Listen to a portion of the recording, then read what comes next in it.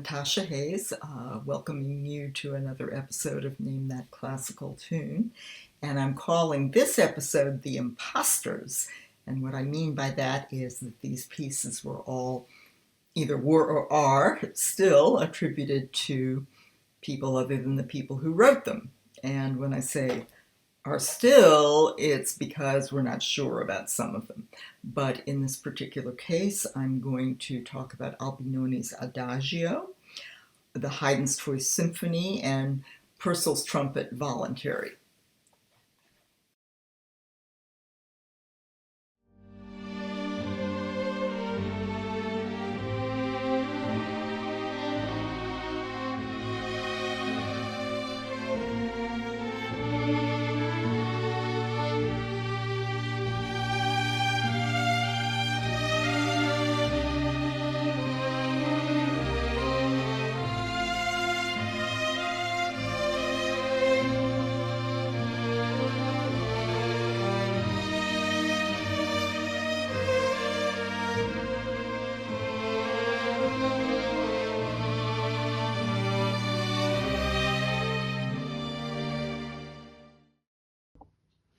Albinoni's Adagio, which you may recall, was actually not written by Albinoni, but that's what's going to be called, and so that's why I've put it this way in the mnemonic. The passion isn't phony in this by Albinoni. That's why directors adore its use in each movie score. Makes for a small repertoire, but goes far.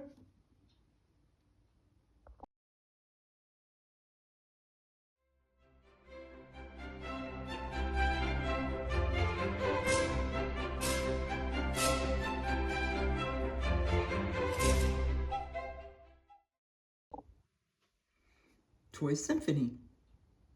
There is no joy like a toy, unforgettable, so is a symphony. It's borrowed from Leopold, Mozart's father, but changed most creatively. And as you know, it might not be Leopold Mozart. We don't know.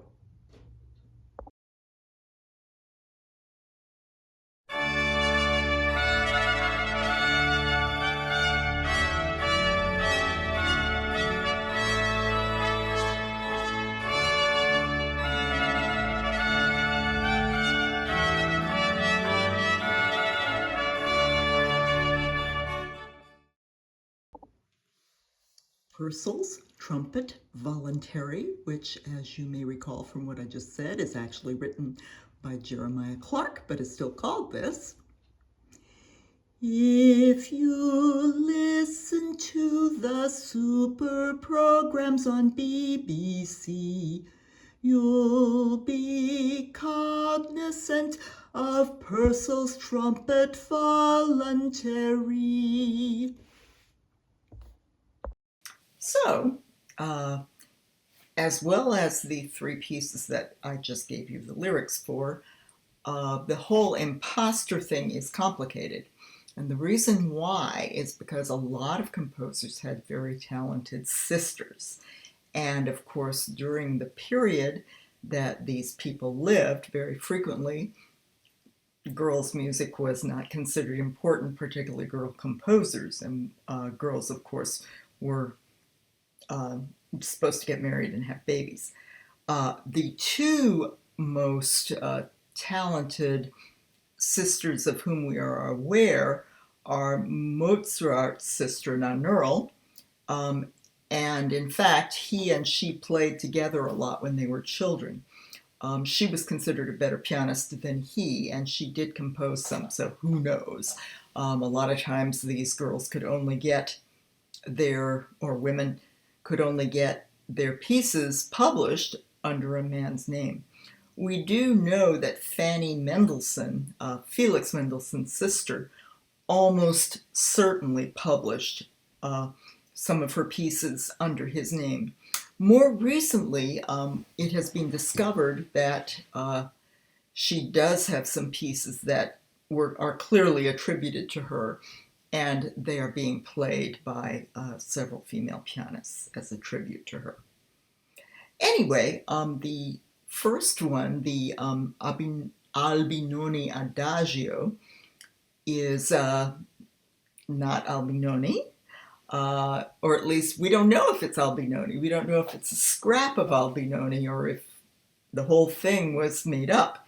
And that is because most of Albinoni's music was destroyed in World War II in Dresden. And there was a guy who was his biographer, Giazzato, and of course this was a long, long, long time after he lived, but Giazzato claims to have discovered this piece in the ruins.